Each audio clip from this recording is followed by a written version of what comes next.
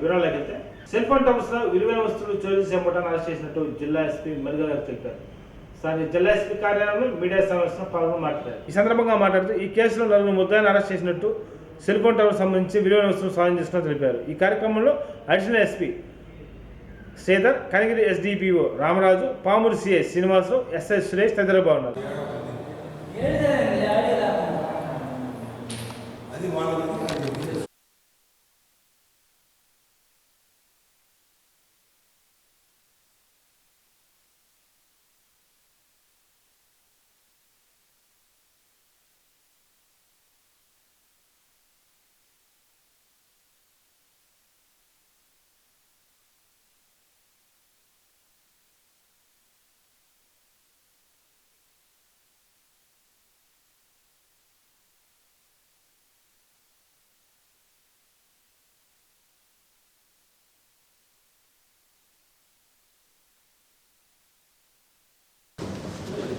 Password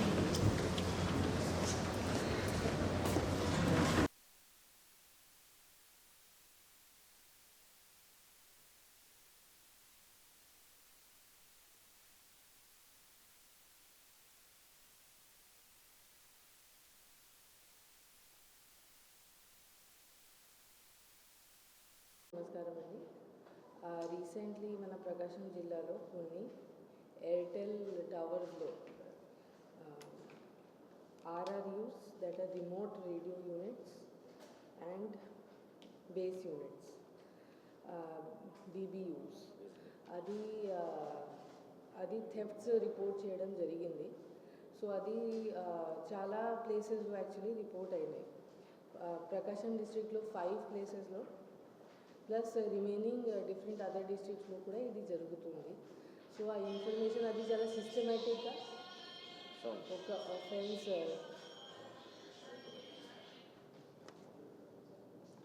చాలా సిస్టమేటిక్గా offence జరుగుతున్నాయి కాబట్టి మనం ఇది ఒక స్పెషల్ కేసుగా తీసుకొని మనం అడిషనల్ ఎస్పీ క్రైమ్ ఆధ్వర్యంలో ఒక టీం ఫామ్ చేశాము టు డిటెక్ట్ దిస్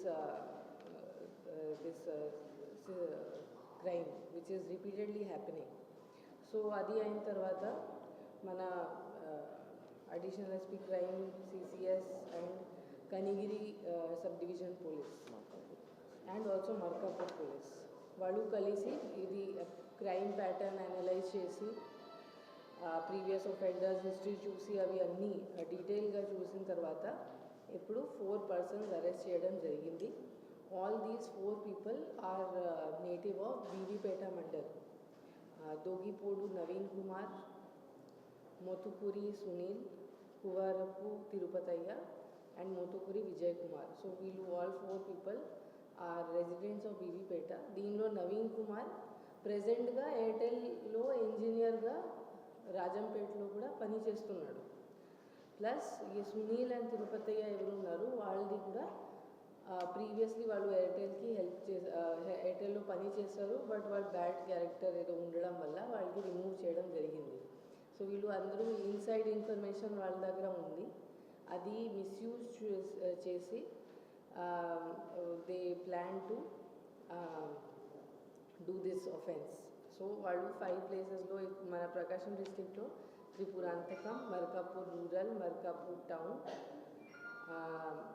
కోమరోల్ అండ్ పామూర్లో చేయడం జరిగింది offences over the period of past few months. And దాంతోపాటు పల్నాడు అండ్ నంద్యాల డిస్ట్రిక్ట్స్లో కూడా వాళ్ళు 1 ఒఫెన్స్ చేశారు.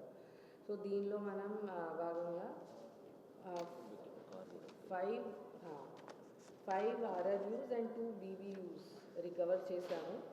అండ్ ఒక కార్ ఉంది, fiat car, which is owned by one of the offenders. That was also recovered. So total property worth 16 lakh rupees were recovered. ఇంకా ఇది కేసులో ఇంకా డెవలప్మెంట్స్ కొన్ని రోజుల్లో ఇంకా వస్తాయి, బికాజ్ మనం ఇంకా బ్యాక్వర్డ్ లింక్ కూడా ట్రేస్ చేస్తాము. So we will be able to apprehend other people also who are behind this. ఈ కేసులో డీజీపీ సార్, మన డీజీపీ ఆంధ్రప్రదేశ్ రాజేంద్రనాథ్ రెడ్డి సార్ కూడా ఈ కేసులో స్పెషల్ ఇన్స్ట్రక్షన్స్ ఇచ్చారు అది జరిగినప్పుడు. దట్ ఇది బికాజ్ ఇది ఒక systematically throughout the state వాళ్ళు చేశారు కాబట్టి. సో ఇది very good work which is done by are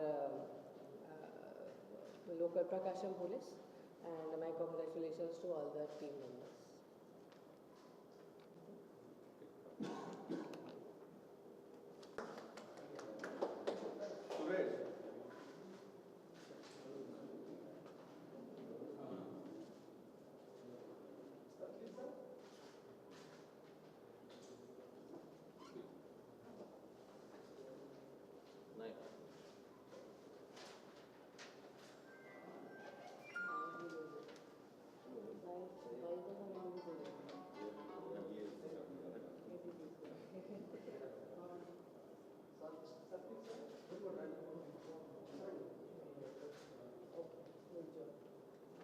Jagananna Suraksha కార్యక్రమం భాగంగా ప్రజా గడపకు వెళ్లి సేవలు అందించడం జరిగిందని జిల్లా కలెక్టర్ దినేష్ కుమార్ అన్నారు. స్థానిక జిల్లా కలెక్టర్ కార్యాలయంలో మీడియా సమావేశంలో పాల్గొని మాట్లాడారు. ఈ సందర్భంగా మాట్లాడుతూ రాష్ట్రంలో జగనన్న సురక్ష కార్యక్రమం ద్వారా సేవలు అందించడంలో జిల్లా 6వ స్థానం సాధించిందని తెలిపారు. జగనన్న సురక్ష అని ఒక స్పెషల్ క్యాంప్ కార్యక్రమము మనం గత నెల 1 జూలై నుండి 31 జూలై వరకు ఎంటైర్ రాష్ట్రంలో ఎస్పెషలీ మన ప్రకాశం జిల్లాలో ప్రతి ఒక్క గ్రామ వార్డు సచివాలయ పరిధిలో ఏర్పాటు చేయడం జరిగింది.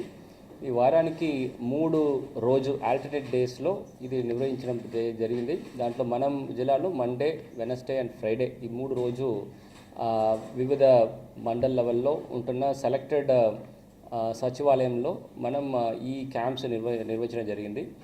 దీనికి ముందు మనం స్టార్ట్ చేయడానికి ముందు ప్రతి ఒక్క సచివాలయంలో ఉంటున్న క్యాంప్ రోజుకి ముందు 7 రోజుకి ముందే హౌస్ టు హౌస్ సర్వే చేయడం జరిగింది మనకున్న వాలంటీర్ సంస్థ ద్వారా. ఆ విలేజ్లో ఉంటున్న ప్రతి హౌస్ హోల్డ్స్లో ఉంటున్న ప్రతి ఒక్క సిటిజన్స్ కూడా టచ్ చేసి వాళ్ళకి కావాల్సిన సర్వీసెస్ కానీ ఎనీ కైండ్ ఆఫ్ గ్రీవెన్సెస్ కానీ ఉందా లేదా అని కూడా నమోదు చేసుకొని 7 రోజు కంప్లీట్ అయిన తర్వాత ఒక డేట్ ప్రకటన చేసేసి అందరికీ నోటిఫై చేసి వాళ్ళ మన గ్రామవార్డు సచివాలయం పరిధిలో అక్కడ ఉంటున్న ఎంఆర్ఓలు ఆర్ ఎంపీడీఓ ఆర్ వాళ్ళ కింద ఉంటున్న సిబ్బందులు ఒక 2 టీమ్గా డివైడ్ చేసుకొని ప్రతి ఒక్క మండలంలో 2 camp at the same time conduct చేయడం జరిగింది. దాంట్లో ప్రజలకి కావాల్సిన ప్రతి ఒక్క సర్వీసెస్ కూడా ముందే నమోదు చేసి ఈ 7 రోజుల్లోనే ఎన్ని పరిష్కారం చేసేసి ఎన్ని సర్వీసెస్ వాళ్ళకి అందించగలమో అదన్నీ కూడా సేకరించి ఆ క్యాంప్ డే రోజులో వాళ్ళకి సర్టిఫికేట్స్గా వివిధ సర్వీసెస్గా అందించడం జరిగింది. మనకి ప్రధానంగా ఈ కార్యక్రమంలో 11 డిఫరెంట్ సర్వీసెస్ ఇవ్వడం జరిగింది.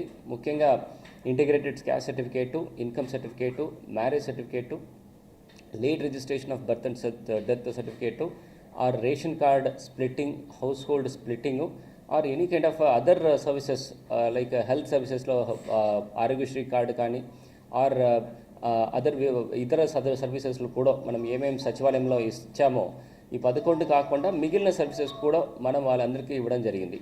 సో దీనివల్ల మనకి లాస్ట్ జరిగిన ఒక 30 రోజులో మనం జిల్లాలో ఉంటున్న 729 సచివాలయంలో కూడా 100% కంప్లీట్ చేయడం జరిగింది. దాంట్లో ఇప్పుడు మన గ్రామ వార్డు సచివాలయంలో ఉంటున్న వాలంటీర్కి ఒక అప్లికేషన్స్ ఇవ్వడం జరిగింది. ఆ అప్లికేషన్స్ తీసుకొని వారు ఒక్కొక్క ఇంటికి వెళ్తున్నప్పుడు ప్రభుత్వ పరిధిలో ఉంటున్న ఏమేమి సేవలు ఉన్నాయి, ఏమేమి స్కీమ్స్ ఉన్నాయని ప్రతి ఒక్క సిటిజన్స్కి వాళ్ళు డోర్ స్టెప్లో చెప్పుకొని దీంట్లో మీకు ఏం అందించే ఉంటుంది, మీరు దేనికి ఎలిజిబుల్ అయి ఉన్నారు, మీకు ఏం వస్తుంది లేదు అని కూడా వాళ్ళతో వివరంగా ఎక్స్ప్లెయిన్ చేసేసి ఏదైనా స్కీమ్ మనకు సంక్షేమ కార్యక్రమంలో ఎక్కడైనా విడిపోయి ఉంటే దానికి కూడా నమోదు చేసిన ఒక ఆపర్చునిటీ కూడా ఈ పర్టికులర్ క్యాంప్లో ఇవ్వడం జరిగింది. దీని తర్వాత వాళ్ళకి కావాల్సిన సర్వీసెస్ వాళ్ళు తెచ్చుకొని క్యాంప్ రోజున అక్కడ ఉంటున్న ఎంఆర్ఓస్ ఆర్ ఎంపీడీఓస్ పరిధిలో అక్కడ ఉన్న ప్రజాప్రతినిధులు అక్కడ పబ్లిక్ అందరూ కూడా గ్యాదర్ అయ్యి ఒక పెద్ద గ్రామ సభ పెట్టేసి వాళ్ళందరూ మున్నెలో ఈ మనం చేసిన సర్వీసెస్ వాళ్ళకి ఇవ్వడం జరిగింది. సో అట్లా చూస్తే మనకి 4,82,564 సర్వీస్ రిక్వెస్ట్ రావడం జరిగింది. అంటే మనం ఒక్కొక్క ఇంటికి వెళ్ళి వాలంటీర్ యాప్లో చేసినప్పుడు ఇన్ని నెంబర్ ఆఫ్ సర్వీస్ రిక్వెస్ట్ నాకు ఇన్ని సేవలు కావాలి అని ఈ హౌస్ హోల్డ్ లెవెల్లో సిటిజన్స్ రైజ్ చేయడం జరిగింది. దానికి తగ 4,72,853 టోకన్స్ జనరేట్ చేయడం జరిగింది. గౌరవ ముఖ్యమంత్రి గారు ప్రతి ఒక్క సర్వీసెస్ కూడా వాళ్ళకి అక్నాలెడ్జ్ చేసేసి ఒక టోకెన్ నంబర్ ఇవ్వడం జరిగింది. దానికి ఆ టోకెన్లో మీరు ఏ రోజు క్యాంప్కి రావాలి, మీకు ఎన్ని రోజులు అది ఇవ్వబడుతుంది అని కూడా ఇన్ఫర్మేషన్స్ ఇవ్వడం జరుగుతుంది. దానివల్ల సిటిజన్స్ ఎట్లాంటి అవస్థ లేకుండా, వాళ్ళకి ఎలాంటి కన్ఫ్యూషన్ లేకుండా ఆ క్యాంప్ ఈ నెల 6వ తేదీన చుండూరు నరవేద స్మారక సభ నిర్వహిస్తున్నట్టు, ఈ సభకు దళిత భోజనంలో హాజరు కావాలని దళిత సంఘం నాయకులు నీలనాగేంద్ర అన్నారు. స్థానిక నీలనాగేంద్ర కార్యాలయంలో మీడియా సమావేశంలో పాల్గొని మాట్లాడారు. ఈ కార్యక్రమంలో వేలూరు శ్రీనివాస్, స్థానికొండ ఆనంద్ తదితరులు బాగున్నారు.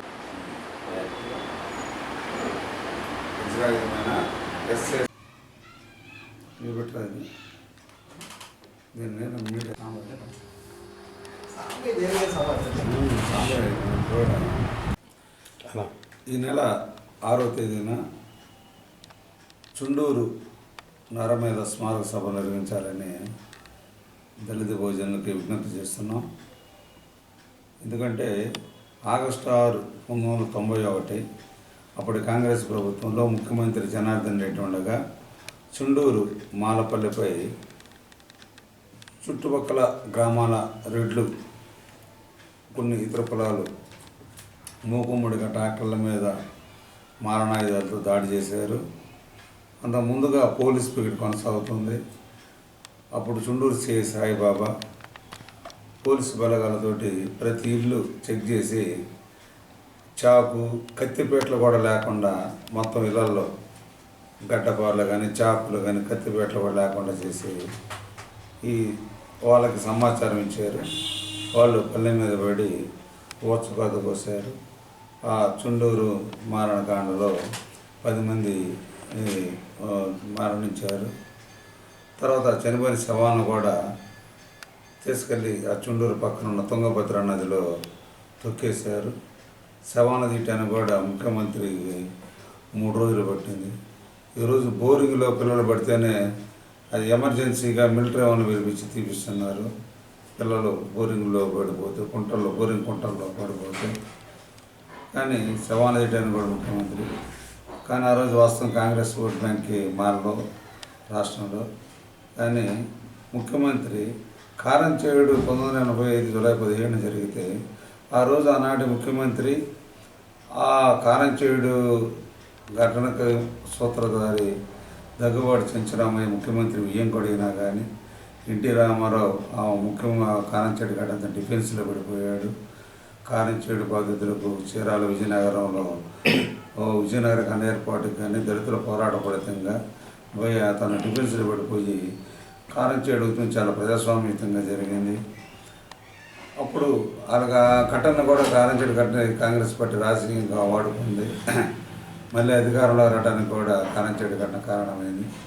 కానీ నేను దళితుల పక్షపాతనని చెప్పుకుంటే జనార్దన్ రెడ్డి చుండూరు దళితులు న్యాయం జరగాలని పోరాటం చేస్తుంటే, చుండూరులోని నిరాహారదీక్ష శిబిరం ఏర్పాటు చేసుకుంటే ఆ పల్లె వీరు బయట ఉన్న ఎక్కడో ఊరిని కూడా రానియకుండా చుట్టూ అష్టదిగ్బంధనం చేసి పల్లె చుట్టుపక్కల పోలీసు బలగాలు నిర్వహించాడు. అప్పుడు ఆ చుండూరు పల్లెవీరుడు అనిల్ కుమార్ని నిరాహార దీక్ష శిబిరంలోనే కాల్చి చంపించారు చుండూరు పోరాటంలో. తర్వాత ఏసీ కాలేజీ మీద దాడి చేశారు. అట్లాగా మొత్తం ఇక్కడ రాష్ట్రంలో చుండూరు ఉద్యమం మీద ఎక్కడ నిరసనలు తెలవకుండా కాంగ్రెస్ ప్రభుత్వం ఒక నిరంకుశ నాజీ ఫాసిస్ట్ పాలన కొనసాగించింది. ఎక్కడెక్కడ దాడులు చేసింది. ఆఖరికి రైళ్ళు బోగీల మీద కూడా మాలలు ఎగరేసి చంపుతామని చెప్పి ఇట్లు రెడ్డి సంఘం అని చెప్పి రాయటం కూడా జరిగింది బోగీల మీద. అంటే ఒక భయాన్ని 10 మందిని అంతగా చంపి కూడా మారణకాండ చేసి కూడా మళ్ళీ కౌంటర్, అది ఎంత అనాగరికంగా ప్రభుత్వం ఉండదు ఆ విధంగా జరిగిద్దే. కాబట్టి ఆ చుండూరు మారకం రాష్ట్రంలో ఎక్కడ ఉద్యమాలు జరిగే పరిస్థితి లేదు, న్యాయం జరిగే పరిస్థితి లేదని చుండూరు ఉద్యమం ఢిల్లీకి వెళ్ళిపోయింది. చుండూరు ఉద్యమంలో అప్పుడు ప్రధానమంత్రి పి నరసింహరావు తెలుగోడు ప్రధానమంత్రిగా ఉన్నాడు. ఆయన చుండూరు ఉద్యమం నాయకులతోటి ఆయన మాట్లాడాడు. తర్వాత చుండూరులోనే అప్పుడు ఒక అది శవాన్ని తీసుకెళ్ళి చుండూరు నడి ఒడ్డున శవాన్ని ఖననం చేసి దానికి రక్తక్షేత్రం అని చెప్పి పేరు పెట్టి ఇప్పుడు నడిబొడ్డు చుండూరు నడిబొడ్డున శవాలు ఉంటాయి, రక్తక్షేత్రం అని చెప్పి దానికి పేరుంది. అదేవిధంగా మొత్తం భారతదేశంలో దళితులు అనేక ఘటనలు కారణం చేయడం ముందు బీహారు తర్వాత తమిళనాడు ఇటువంటి చాలా ఈ ఊళ్ళు తగలబెట్టి దళితుల్ని తగలబెట్టిన ఘటనలు ఉన్నాయి. కానీ కారంచేడు ఉద్యమ స్ఫూర్తితోటి చుండూరు ఉద్యమంలో ఢిల్లీలో జరిగిన పోరాటంలో తర్వాత అప్పుడు దళితుడు రాష్ట్రపతి కేఆర్ నారాయణ అప్పుడు రాష్ట్రపతిని కలవడానికి వెళ్తే వెంకటరామన్ని బ్రాహ్మణుడైన వెంకటరామన్ దళితుల్ని కలవడానికి నిరాకరించాడు. ఆ చుండూరు ఉద్యమం నుంచి దళితుడు రాష్ట్రపతి కావాలని డిమాండ్ వచ్చింది. ఆ డిమాండ్లో నుంచే కేఆర్ నారాయణని 109 మంది ఎంపీలు పోతే రాష్ట్రపతి కలవలేదు చుండూరు ఉద్యమంలో. అప్పుడు పాస్వాన్ గారు కూడా బతికున్నారు. తర్వాత కేఆర్ నారాయణ దళితుడు రాష్ట్రపతిగా అయ్యాడు. తర్వాత దళితులకు వచ్చిన అంతకుముందు కూడా ఎస్సీ యాక్ట్ లేదు, పీసీఆర్ యాక్ట్ అంటే ఇచ్చిన ఇది ఉండేది. తర్వాత దళితులకు ఉచిరాయుధమైన ఎస్ఎస్టిపి యాక్ట్ రావడానికి ఈ కారంచేడు స్ఫూర్తితోటి చుండూరు దళిత ఉద్యమ మృత వీరుల రక్తదారుల నుంచే దళితులకు ఉచిరాయుధమైన ఎస్ఎస్టీ యాక్ట్ వచ్చింది. నేను మాలను మాదిగను ఇరుకుల యానాదాలను ఎస్ఎస్టీ కేసు కట్టాలని డిమాండ్ చేస్తున్న నాయకులు, కుల సంఘాల నాయకులు మొత్తం కూడా ఈ చుండూరు ఉద్యమాన్ని పోరాటాన్ని స్ఫూర్తిగా తీసుకోవాలి. ఎందుకంటే అప్పటి వరకు కులం లేదని ఒక పోరాటం ఉన్న వాళ్ళు కూడా నక్సలైట్ పార్టీలు కూడా చుండూరు ఉద్యమంలో కూడా మల్లారెడ్డి అని అతన్ని ఆ రోజు శవాలు తీసుకొస్తున్నప్పుడు ఆ సంఘటనలో ఆ రోజు ఒక శవాన్ని పూడ్చే కార్యక్రమం నేను కూడా ఉన్నాను. మల్లారెడ్డి అని అతను కూడా ఇతను ఇల్లు తగలబెట్టి అతను కూడా చంపేయడం జరిగింది నక్సలైట్లు కూడా. తర్వాత పీపుల్స్ ఆర్ నక్సలైట్లు ఆ రోజు. కాబట్టి ఈ కుల నిర్మూలన వర్గ పోరాటం అని చెప్పి నక్సలైట్ పార్టీలు కళ్ళు తెరిపించింది కారంచేడు. అయితే పూర్తి స్థాయిలో దళితులకు అండగా ఉండాలని పీపుల్స్ పార్టీ నక్సలైట్ పార్టీలు, తర్వాత కారంచేడు చుండూరు తర్వాతనే జనశక్తి లాంటి పార్టీలు, ప్రజాబంధ లాంటి పార్టీలు, సిపిఎం, సిపిఐ, బీజేపీ లాంటి పార్టీలు కూడా కుల నిర్మూలన కుల వివక్ష అని చెప్పి, అదేవిధంగా అంబేద్కర్ను కూడా అంగీకరించింది. అప్పుడు అంబేద్కర్ అంగీకరించిన కమ్యూనిస్ట్ పార్టీలు, విప్లవ పార్టీలు కూడా కళ్ళు తెరిపించి చుండూరు దళిత ఉద్యమం కళ్ళు తెరిపించింది. కాబట్టి భారతదేశ దళితులకు వజ్రాయుధమైన ఆత్మగౌరవ ప్రతిఘటన పోరాటాలకు దిక్సూచి అయిన చుండూరు మృతవీరుల స్మారక సభలు ఈ నెల 6వ తేదీన నిర్వహించాలని, దళిత చైతన్యాన్ని చాటాలని చెప్పి దళిత బహుజనులకి విజ్ఞప్తి చేస్తున్నాం.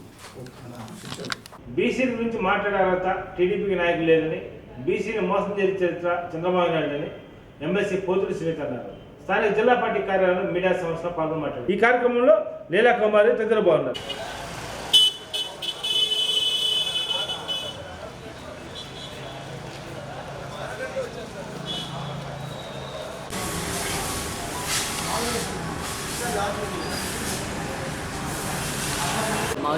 మీ ఛానల్ కంటే పెద్ద ఛానల్ తెలుసా?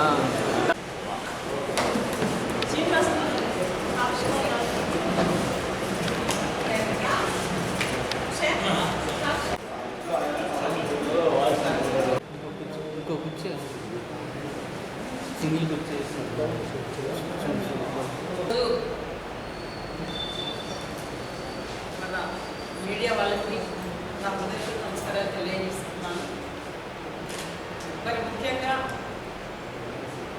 రాష్ట్రంలో గౌరవ ముఖ్యమంత్రి జగన్మోహన్ రెడ్డి గారి సుపరిపాలన చూసి చంద్రబాబు నాయుడు కొడుకు లోకేష్కి గొన్నులో వెనుకు వీళ్ళకు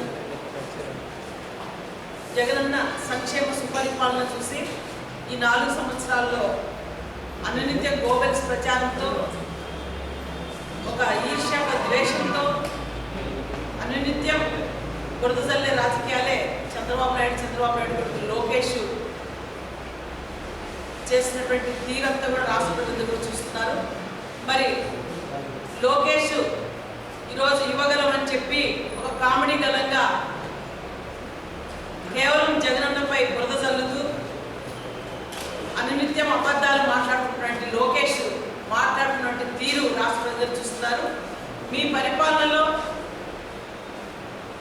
అసలు బీసీలని అన్ని అన్ని రకాలుగా కూడా వంచి ద్రోహం చేసినటువంటి ద్రోహులు మీరు చంద్రబాబు నాయుడు.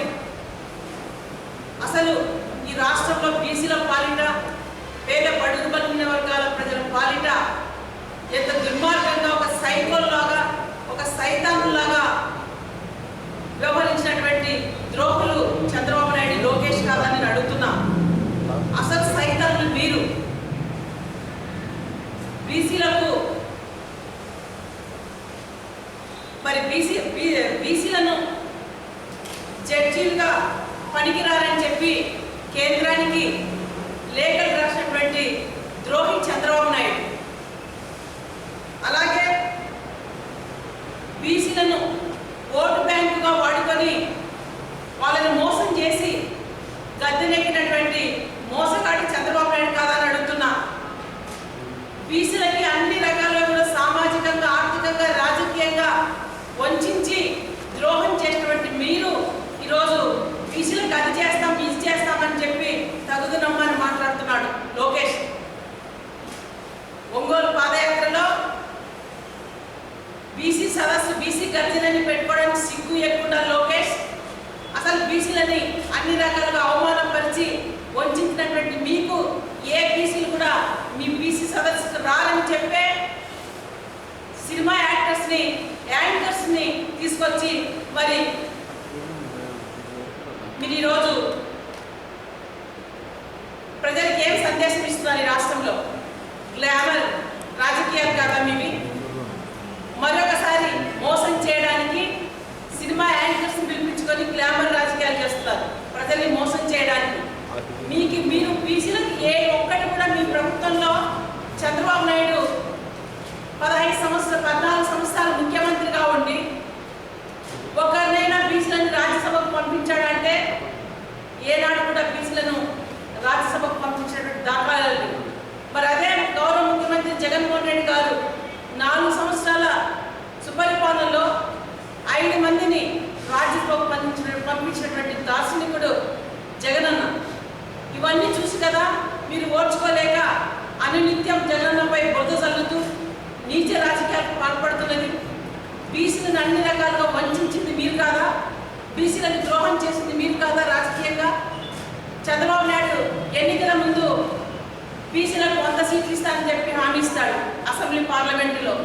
కానీ వాళ్ళకి మొండి చేయి చూపించినటువంటి దాఖలాలే రాష్ట్రంలో చూస్తున్నాం. 56 బీసీ కులాలు ఉంటే 56 కార్పొరేషన్లు వేసి బీసీలకు రాజకీయంగా వాళ్ళకు ఒక స్థానాన్ని కల్పించి, ఒక గౌరవాన్ని కల్పించి, దాదాపు కేవలం బీసీలకే 250 డైరెక్టర్లు కూడా నియమించడం జరిగింది.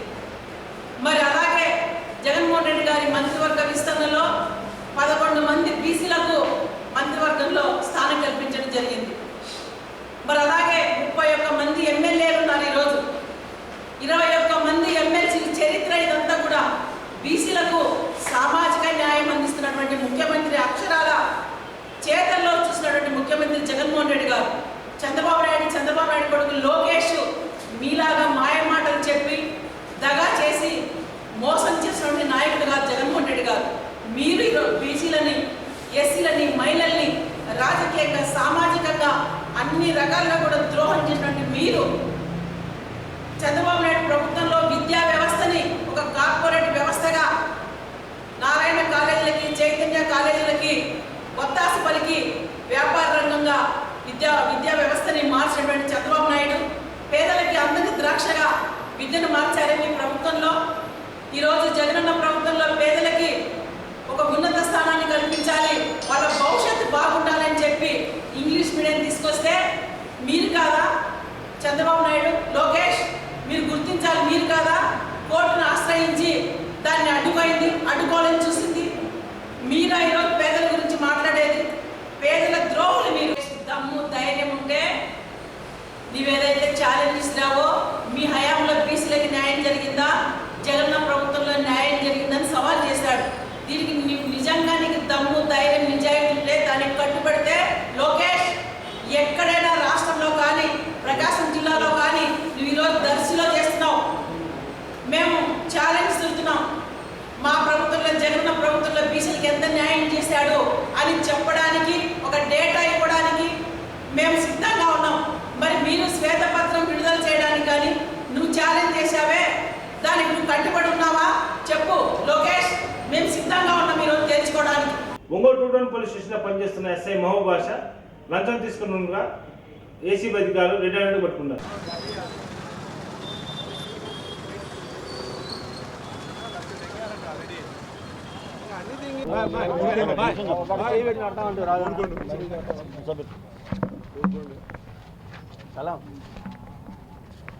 ఒకటి రిక్వెస్ట్,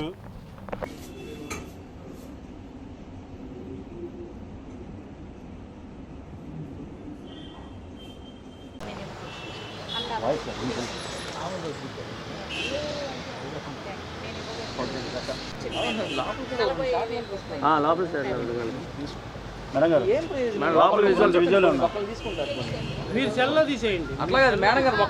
ఏసీబీ డీజీ గారైన శ్రీ కేవీ రాజేంద్రనాథ్ రెడ్డి గారి ఆదేశాలను అనుసరించి ఈరోజు ఈ ట్రాప్ కండక్ట్ చేయడం జరిగింది.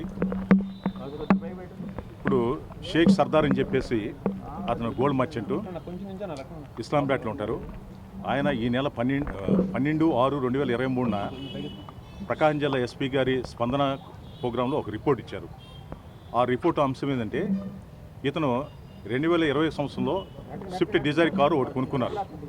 అది 2022లో ఇతను దానికి యాక్సిస్ బ్యాంక్ ద్వారా లోన్ తీసుకున్నారు. ఎవ్రీ మంత్ దానికి కిస్తీలు కడతా ఉన్నారు. 2022లో జూన్ నెలలో ఇతను హజ్కి వెళ్ళేప్పుడు సమయంలో మీరా మొహిద్దీన్ అనే అతను ఇతని కారు తీసుకుని వెళ్ళేసి ఆ కారు ఇవ్వకుండా ఇతను ఇబ్బంది పెడుతుంటే దాని మీద ఎస్పీ గారికి రిపోర్ట్ ఇచ్చి నన్ను బెదిరిస్తున్నాడు, నా కారు హ్యాండ్ ఓవర్ చేయమని చెప్పేసి అడగడం జరిగింది. ఆ రిపోర్టు ఒంగోలు 2 టౌన్ పోలీస్ స్టేషన్కి స్పందన నుంచి ఫార్వర్డ్ అయింది అనమాట. ఒంగోలు 2 టౌన్లో ఎస్ఐ మహబూబ్ బాషా గారు వచ్చేసి అతని చాలాసార్లు తిప్పుకొని పోలీస్ స్టేషన్కి నిన్న 30వ తారీఖు అతను కూర్చోబెట్టి ₹1,00,000 దగ్గర నుంచి అతనితో బార్గెన్ చేస్తే 40,000 రూపాయలు ఇవ్వడం జరిగింది. 40,000 రూపాయలకి ఫిక్స్ అయింది. ఆల్రెడీ గతంలో ఇతను ఒక 10,000 రూపాయలు ఇదే కేసులో 10,000 రూపాయలు ముందు అడ్వాన్స్గా తీసుకున్నాడు.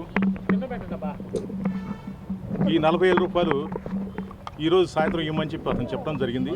దాని మీద అతను 30వ తారీఖు వచ్చి మా ఏసీబీని అప్రోచ్ అవ్వడం జరిగింది. అదే కాకుండా 14400కి అతను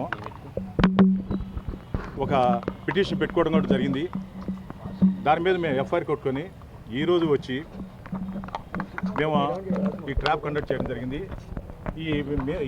ఎవరైతే షేక్ సర్దార్ అని అతను పిటిషనరో అతని వద్ద ఈ ఎస్ఐ గారు ఆ కారు హ్యాండ్ ఓవర్ చేసే విషయంలో 40,000 రూపాయలు తెచ్చారా లేదని చెప్పి అడిగి 40,000 రూపాయలు తీసుకొని అతని కుడి చేతి కౌంట్ చేసుకొని ఆ కుడివైపు ప్యాంట్ జేబులో పెట్టుకున్నారు.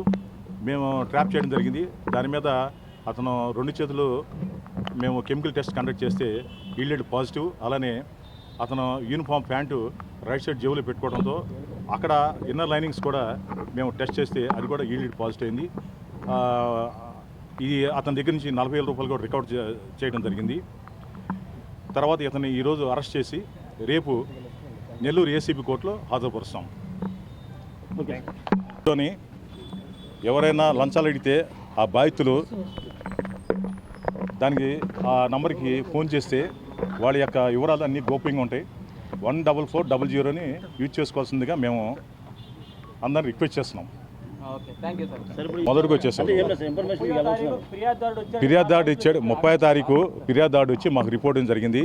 అదే కాకుండా 14400 కూడా అతను పిటిషన్ పెట్టుకోవడం జరిగింది. దానివల్ల మాకు వచ్చిన ఫిర్యాదు మీద మేము అన్నీ వెరిఫై చేసుకొని మేము కేసు నమోదు చేసుకొని ఈరోజు రైడ్ కండక్ట్ చేస్తాం అన్నమాట. నమస్కారం.